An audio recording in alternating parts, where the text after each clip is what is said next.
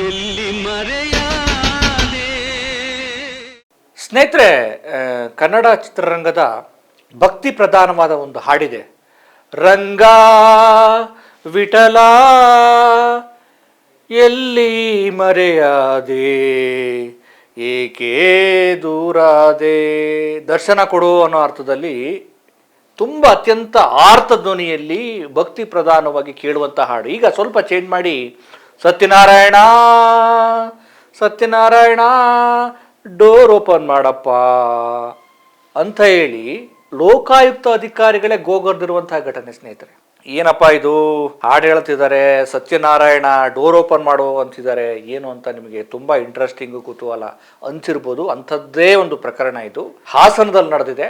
ಏನಿದು Satyanarayana door open ಮಾಡು, ಅದು ಲೋಕಾಯುಕ್ತ ಅಧಿಕಾರಿಗಳಿಗೆ ಯಾಕೆ ಈ ರೀತಿ ಇಂಥ ಒಂದು ಪರದಾಟ ಆಯಿತು, ಅದೆಲ್ಲದ್ರ ಬಗ್ಗೆ ನಿಮಗೆ ತುಂಬ ಇಂಟ್ರೆಸ್ಟಿಂಗ್ ಇದೆ, ತಿಳಿಸ್ತೀನಿ.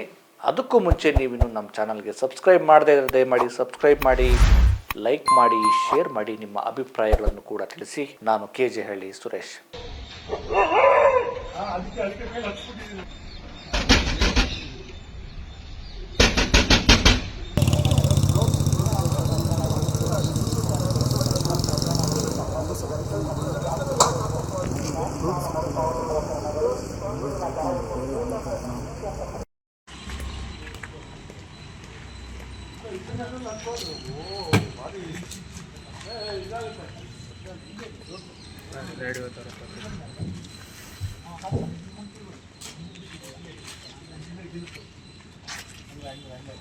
ಪ್ರೀತಿಯ ಸ್ನೇಹಿತರೆ, ಹಾಸನದ ಲೋಕಾಯುಕ್ತರಿಗೆ ಇವತ್ತು ಬೆಳ್ಳಂ ಬೆಳಗ್ಗೆ ಒಂದು ದೊಡ್ಡ ಫಜೀತಿನೇ ಕ್ರಿಯೇಟ್ ಆಗಿದೆ. ಹಾಸನದ ಮಹಾನಗರ ಪಾಲಿಕೆಯ AEE ಏನು ಮಹಾನಗರ ಪಾಲಿಕೆಯ ಮುಖ್ಯ ಇಂಜಿನಿಯರ್ AEE ಇದ್ದಾರಲ್ಲ, ಸತ್ಯನಾರಾಯಣ ಅಂತ, ಅವರ ಮನೆ ಮೇಲೆ ಲೋಕಾಯುಕ್ತ ಅಧಿಕಾರಿಗಳು ದಾಳಿ ಮಾಡ್ತಾರೆ. ಖಚಿತವಾದಂತ ಮಾಹಿತಿ ಇರುತ್ತೆ, ಅಕ್ರಮ ಹಣ ಸಂಪಾದನೆ ಅನ್ನುವಂಥ ಆರೋಪ ಇರುತ್ತೆ, ಎಲ್ಲ ಡೀಟೇಲ್ ಅನ್ನ ತೆಗೆದುಕೊಂಡಿರ್ತಾರೆ, ಅವರು ಎಲ್ಲಿರ್ತಾರೆ ಅನ್ನುವಂಥ ಮಾಹಿತಿ ಕೂಡ ತೆಗೆದುಕೊಂಡಿರ್ತಾರೆ. ಸೊ ಎಲ್ಲವನ್ನು ಕರಾರುವಕ್ಕಾಗಿ ಪ್ಲಾನ್ ಮಾಡಿಕೊಂಡು ಹಾಸನದ ರಕ್ಷಣಾಪುರಂನಲ್ಲಿರುವಂಥ ಸತ್ಯನಾರಾಯಣ ಏನು ಮಹಾನಗರ ಪಾಲಿಕೆಯ AEE ಇದಾರಲ್ಲ, ಅವರ ಮನೆ ಮೇಲೆ ಸುಮಾರು ಒಂದು 5:30-6 ಗಂಟೆ ಸಮಯಕ್ಕೆ ದಾಳಿ ಮಾಡ್ತಾರೆ. ಏನು ಲೋಕಾಯುಕ್ತ DYSP ಸುರೇಶ್ ಕುಮಾರ್ ಮತ್ತು ಇನ್ಸ್ಪೆಕ್ಟರ್ ಶಿಲ್ಪಾ ಅವರ ನೇತೃತ್ವದ ತಂಡ ದಾಳಿ ಮಾಡುತ್ತೆ. ಯಾವಾಗ ಈ ಸತ್ಯನಾರಾಯಣ ಅವರ ಮನೆ ಮುಂದೆ ಈ ಲೋಕಾಯುಕ್ತ ಟೀಮ್ ಎಂಟ್ರಿ ಕೊಡುತ್ತೆ, ಅಲ್ಲಿ ಒಂದು ರೀತಿಯ ಸಿನಿಮೀಯ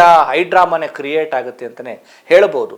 ಸಹಜವಾಗಿ ಗೊತ್ತಲ್ಲ, ಲೋಕಾಯುಕ್ತರು ದಾಳಿ ಯಾವ ರೀತಿ ಮಾಡ್ತಾರೆ, ಅವರು ಹೇಳಿ ಕೇಳಿ ಮಾಡಲ್ಲ, ಅವರ ಸ್ಟೈಲೇ ಆಗಿರುತ್ತೆ, ಮತ್ತೆ ಖಚಿತ ಮಾಹಿತಿಯನ್ನ ಪಡೆದುಕೊಂಡಿರ್ತಾರೆ. ಈ ಎಲ್ಲ ಅಂಶಗಳನ್ನ ಕಲೆಕ್ಟ್ ಮಾಡಿಕೊಂಡು ಅಲ್ಲಿಗೆ ಎಂಟ್ರಿ ಕೊಡ್ತಾರೆ. ಎಂಟ್ರಿ ಕೊಡ್ತಿದ್ದ ಹಾಗೆ ಸತ್ಯನಾರಾಯಣ ಅವರ ಮನೆ ಮುಂದೆ ಎಂಟ್ರಿ ಕೊಡ್ತಿದ್ದ ಹಾಗೆ ಇದಕ್ಕಿದ್ದಾಗೆ ಅವ್ರ ಮನೆಯ ಲೈಟ್ಗಳೆಲ್ಲ ಆಫ್ ಆಗೋಗ್ಬಿಡ್ತವೆ. ಇವ್ರೇನ್ ಅನ್ಕೊಂಡಿದ್ರು, ನಾವು ಹೋಗಿ ಬಾಗಿಲು ತೆಗೆದ ತಕ್ಷಣ ಎಲ್ಲ ಓಪನ್ ಆಗ್ಬಿಡತ್ತೆ, ನಾವು ದಾಳಿ ಮಾಡ್ಬೋದು, ಆರಾಮಾಗಿ ಎನ್ಕ್ವೈರಿ ಮಾಡ್ಬೋದು ಅಂತ ಹೇಳಿ ಲೋಕಾಯುಕ್ತ ಅಧಿಕಾರಿಗಳು ಅಂದ್ಕೊಂಡಿದ್ರು.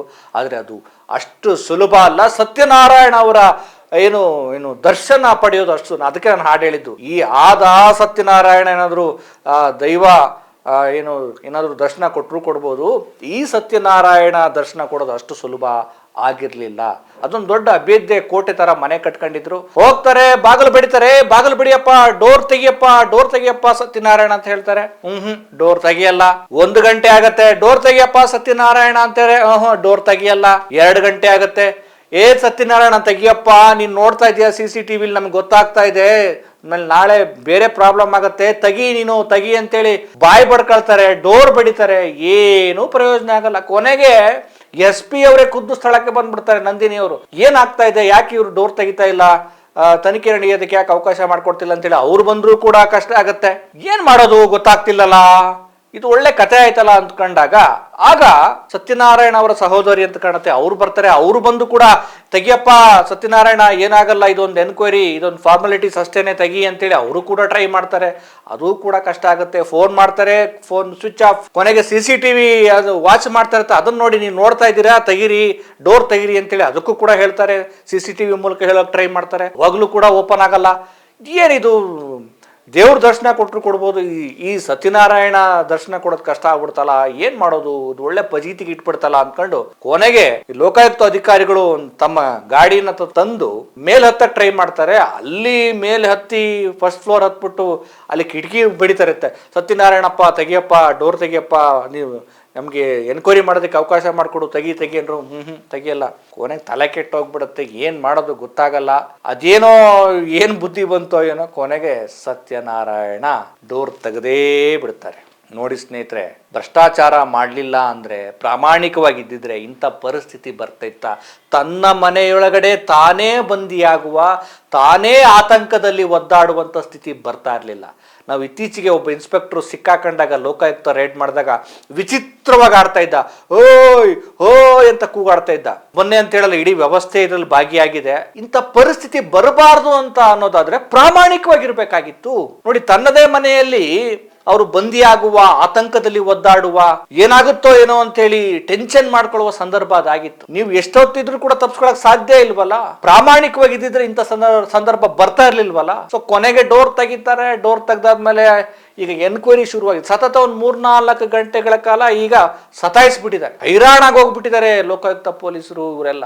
ಸೊ ಈಗ ಎಂಟ್ರಿ ಕೊಟ್ಟು, ಈಗ ಏನು ಸತ್ಯನಾರಾಯಣ ಅವ್ರ ಮೇಲೆ ಅಧಿಕವಾದಂಥ ಸಂಪತ್ತನ್ನ ಅವರು ಗಳಿಸಿದ್ದಾರೆ ಅನ್ನುವಂಥ ಆರೋಪ ಇದೆ. ಜೊತೆಗೆ ಇವ್ರದ್ದು 2 ಏನು ಶಿಕ್ಷಣ ಸಂಸ್ಥೆಗಳಿದಾವೆ ಅಂತೇಳಿ ಮಾಹಿತಿ ಸಿಕ್ಕಿದೆ. ಅವರ ಹೆಂಡತಿಯ ಹೆಸರಲ್ಲಿ ಶಿಕ್ಷಣ ಸಂಸ್ಥೆಗಳಿದಾವೆ ಅನ್ನುವಂಥ ಮಾಹಿತಿ ಸಿಕ್ಕಿದೆ. ಅದನ್ನು ಕೂಡ ಲೋಕಾಯುಕ್ತ ಪೊಲೀಸರು ತನಿಖೆಯನ್ನು ನಡೆಸ್ತಾ ಇದ್ದಾರೆ. ಈಗ ಒಂದು ರೀತಿ ಏನು ಲೋಕಾಯುಕ್ತ ಪೊಲೀಸರಿಗೆ ಒಂದು ಸ್ವಲ್ಪ ಮುಕ್ತ ಅವಕಾಶ ಸಿಕ್ಕಂಗ ಆಗಿದೆ. ಎನ್ಕ್ವೈರಿಯನ್ನು ನಡೆಸ್ತಾ ಇದ್ದಾರೆ. ಇವತ್ತು ಭರ್ಜರಿ ಕಾರ್ಯಾಚರಣೆ, ಒಂದು 5-6 ಕಡೆ ಲೋಕಾಯುಕ್ತ ಪೊಲೀಸರು ಏನು ಹಾಸನ, ಹುಬ್ಬಳ್ಳಿ, ಧಾರವಾಡ, ಯಾದಗಿರಿ, ಬೇರೆ ಬೇರೆ ಕಡೆ ಎಲ್ಲ ದಾಳಿ ಮಾಡಿದ್ದಾರೆ. ಭ್ರಷ್ಟರಿಗೆ ಏನೊಂದು ರೀತಿ ಎಚ್ಚರಿಸುವ, ಶಾಕ್ ಕೊಡೋ ಕೆಲಸವನ್ನ ಮಾಡಿದ್ದಾರೆ. ಈಗ ಹಾಸನದ ಈ ಪ್ರಕರಣದಲ್ಲಿ ದಾಳಿ ಮಾಡಿ ಎನ್ಕ್ವೈರಿ ನಡೆಸ್ತಾ ಇದ್ದಾರೆ. ಬಹುಶಃ ಇದೊಂದು ವಿಶೇಷ ಪ್ರಕರಣ ಅಂತ ಕಾಣುತ್ತೆ. ಯಾಕಂದ್ರೆ ಇಷ್ಟೊಂದು ಸತಾಯಿಸಿ ಇವರೆಲ್ಲ ಬಂದು ಹೇಳಿದ್ರು ಕೂಡ ತೆಗಿಯದೆ ಒದ್ದಾಡಿದ ಪರಿಸ್ಥಿತಿ ಇದು.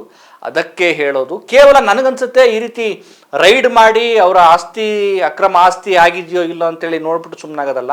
ನಿಜವಾಗಿಯೂ ಇವರು ಅಕ್ರಮ ಆಸ್ತಿಯನ್ನು ಗಳಿಸಿದ್ರೆ ಅದನ್ನು ಮುಟ್ಟುಗೋಲು ಹಾಕ್ಕೊಂಡು ಸರ್ಕಾರ ಎಷ್ಟು ಮುಟ್ಟುಗೋಲು ಹಾಕೊಳ್ತು, ಯಾವ ರೀತಿ ಅಕ್ರಮ ಆಸ್ತಿಯನ್ನು ಗಳಿಸಿದ್ದಾರೆ, ಇವ್ರಿಗೆ ಯಾವ ರೀತಿ ಶಿಕ್ಷೆಯನ್ನು ಕೊಡಬೇಕು, ಇದೆಲ್ಲವೂ ಕೂಡ ಡೀಟೇಲ್ ಆಗಿ ಬರ್ಬೇಕು. ನಾವು ನೋಡ್ತೀವಿ ಮೀಡಿಯಾಗಳಲ್ಲಿ ಲೋಕಾಯುಕ್ತ ರೈಡು ಈ ರೀತಿ ಮಾಡಿದ್ರು, ಇಷ್ಟು ಆಸ್ತಿ ಇದೆ ಅಂತ ಹೇಳಲಾಗ್ತಾ ಇದೆ. ಆಮೇಲೆ ಕೊನೆಗೆ ಅದು ಏನಾಯ್ತು, ಫಾಲೋ ಅಪ್ ಮತ್ತೆ ಏನಾಯ್ತು, ಆ ಅಧಿಕಾರಿಯ ಕತೆ ಏನಾಯ್ತು, ಇದರಿಂದ ಅವರು ಎಷ್ಟು ಅಕ್ರಮ ಆಸ್ತಿಯನ್ನು ಸರ್ಕಾರ ಏನ್ ಮಾಡ್ತು, ಅವ್ರಿಗೆ ಯಾವ ರೀತಿ ಶಿಕ್ಷೆ ಕೊಡ್ತು, ಒಂದು ಇತ್ಯರ್ಥವನ್ನ ಸ್ಪಷ್ಟಪಡಿಸ್ಬೇಕು ಪೊಲೀಸ್ ಇಲಾಖೆ ಮತ್ತೆ ಲೋಕಾಯುಕ್ತ ಸಂಸ್ಥೆಗಳು. ಇಲ್ಲಾಂದ್ರೆ ಸುಮ್ಮನೆ ಕಾಟಾಚಾರಕ್ಕೆ ದಾಳಿ ಮಾಡ್ದಂಗೆ ಆಗತ್ತೆ. ನಾವು ಅವತ್ತೊಂದಿನ ನೋಡ್ತೀವಿ, ಅನಂತರ ಏನಾಯ್ತು, ಇದು ಈ ದಾಳಿ ಏನಾಯ್ತು, ದಾಳಿ ನಂತರ ಇವರು ತಪ್ಪಿತಸ್ತ್ರ ಅಲ್ವಾ, ತಪ್ಪಿತಸ್ಥರಾಗಿದ್ರೆ ಅವ್ರಿಗೆ ಯಾವ ರೀತಿ ಶಿಕ್ಷೆಯನ್ನ ಕೊಟ್ರು, ಸಸ್ಪೆಂಡ್ ಮಾಡಿದ್ರ ಅಥವಾ ಸೇವೆಯಿಂದ ವಜಾಗೊಳಿಸಿದ್ರ, ಎಷ್ಟು ಹಣವನ್ನ ಇವರು ಅಕ್ರಮವಾಗಿ ಸಂಪಾದಿಸಿದ್ದಾರೆ, ಇದೆಲ್ಲವೂ ಕೂಡ ಡೀಟೇಲ್ ಆಗಬೇಕು. ಅಂದ್ರೆ ಪ್ರಾರಂಭದಲ್ಲಿ ದಾಳಿ ಮಾಡೋದು ಅಷ್ಟೇ ಅಲ್ಲದೆ ಒಂದು ಇತ್ಯರ್ಥಕ್ಕೆ ಕೊಂಡೊಯ್ಯುವ ರೀತಿಯ ಮಾಹಿತಿಯನ್ನು ಕೂಡ ಸಮಾಜಕ್ಕೆ ತಿಳಿಸಿದಾಗ ಭ್ರಷ್ಟಾಚಾರಿಗಳು ಕಡಿಮೆ ಆಗ್ಬೋದು. ಇಲ್ಲ ಅಂದ್ರೆ ಬರ್ರಿ ರೈಡ್ ಮಾಡ್ತಾರೆ, ಆಮೇಲೆ ಅದು ಏನಾಗುತ್ತೋ ಗೊತ್ತಾಗಲ್ಲ ಅನ್ನೋ ಥರದಲ್ಲಾಗತ್ತೆ. ಒಟ್ಟಾರೆ ಸತ್ಯನಾರಾಯಣ ಬಹಳ ಕಾಡಿಸಿ ಪೀಡಿಸಿ ಗೋಗರ್ದಾದ ಮೇಲೆ ದರ್ಶನ ಕೊಟ್ಟಿದ್ದಾರೆ. ಈ ಸತ್ಯನಾರಾಯಣದ ಭ್ರಷ್ಟಾಚಾರದ ಕತೆ ಏನು ಅನ್ನೋದನ್ನು ಇನ್ನಷ್ಟೇ ಈಗ ರಿವೀಲ್ ಆಗಬೇಕಾಗಿದೆ. ಅದನ್ನು ಎನ್ಕ್ವೈರಿ ಮಾಡಿದ ನಂತರ ಗೊತ್ತಾಗತ್ತೆ. ಇನ್ನು ಈ ಥರದ ಭ್ರಷ್ಟಾಚಾರಿಗಳು ಇನ್ಯಾವ್ಯಾವ ರೂಪದಲ್ಲಿ ಇದ್ದಾರೆ ಏನೋ ಗೊತ್ತಿಲ್ಲ.